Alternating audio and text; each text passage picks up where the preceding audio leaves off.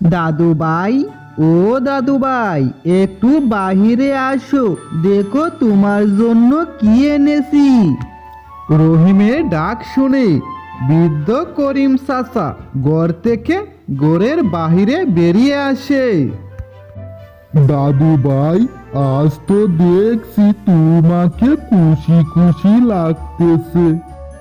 কি যে বলো দাদু, খুশি তো লাগবে। দেখো তোমার জন্য কি এনেছি, লাউ আর মুরগি। যাও যাও দাদু, তাড়াতাড়ি ওগুলা রান্না করো, আজ দু ভাই মিলে কবজি ডুবিয়ে মজা করে খাবো। হ্যাঁ হ্যাঁ রহিম, তুমি একটু বসো, আমি এগুলা এখনই তোমাকে রান্না করে দিচ্ছি। দাদু ঠিক আছে, তুমি আরামসে রান্না করো, আমি বরং একটু নদীর ঘাট থেকে ঘুরে আসি। এই বলে রহিম নদীর ঘাটে ঘুরতে বেরিয়ে যায়। রহিম হেঁটে হেঁটে যাচ্ছিল আর বলতেছিল, উল্লাল্লা উল্লাল্লা, আগে খাবো বড়টা, পরে খাবো ছোটটা, কি মজা কি মজা, আগে খাবো বড়টা, পরে খাবো ছোটটা। বড় ভাই, ওই মানব তো আগে তোকে কাবে পরে আমাকে কাবে বলতেছে, এখন আমরা কি করব? আমিও তো তাই শুনতেছি। আমরা তো জানা মতো ওর কোনো ক্ষতি করিনি, তবু ও আমাদের কেন কাবার কথা বলতেছে? বড় ভাই, একটা কিছু কর, আমার যে ভীষণ ভয় করতেছে।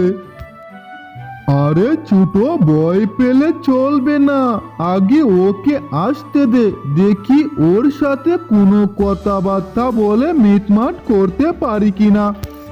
রহিম লাউ আর মুরগি খাবার কথা বলেছিল, কিন্তু জিনেরা অন্য কিছু ভেবে নিল। এই মানব, আমরা তোর কি ক্ষতি করেছি, তুই আমাদের কেন খাবার কথা বলছিস? আরে আরে, ওরা তো জিন, আমি ওদেরকে কখন খাবার কথা বলেছি? কিরে মানব, মিট মিট করে কি বলছিস?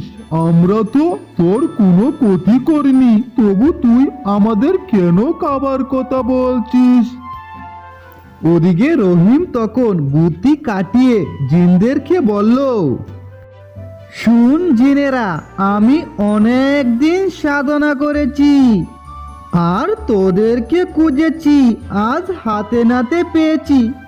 আগে তোকে খাবো, পরে ছোটটাকে। মানব, আমাদেরকে ক্ষমা করে দাও, তুমি যাই বলবে আমরা দুজন তাই শুনবো। ঠিক আছে, এক সত্যি তোরা দুজনকে ক্ষমা করতে পারি। কাল সকালে যদি তোরা আমার বাড়ি একটি কলা গাছ আর ডালিম গাছ লাগিয়ে দিস। ঠিক আছে মানব, আপনার কথা মতো কাল সকালে আপনার বাড়ি ডালিম গাছ আর কলা গাছ লাগিয়ে দিব। এই বলে রহিম সে তার বাড়ির দিকে চলে যায়।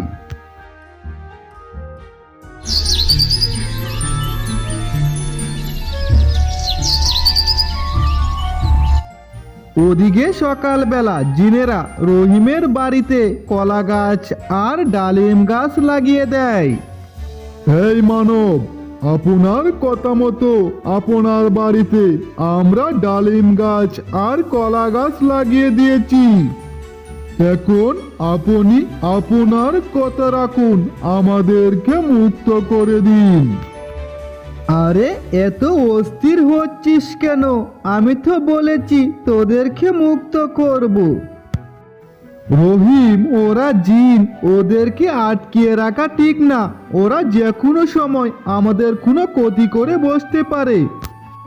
ওদেরকে ছেড়ে দে। আরে দাদু, আগে আমার কথা শোনো, আমি ওদেরকে কিচ্ছু করিনি, শুধু শুধু ওরা আমাকে ভয় পাচ্ছে। শুনো জিনেরা, তোমরা শুধু শুধু আমাকে ভয় পাচ্ছ, আমি তোমাদের কোনো ক্ষতি করতে পারবো না। আমি তো মুরগি আর লাউ খাবার কথা বলেছি, ওটা শুনে তোমরা ভয় পেয়ে গেলে। যাও, আজ থেকে তোমরা মুক্ত। ঠিক আছে মানব, ধন্যবাদ, আমরা আবার আসবো।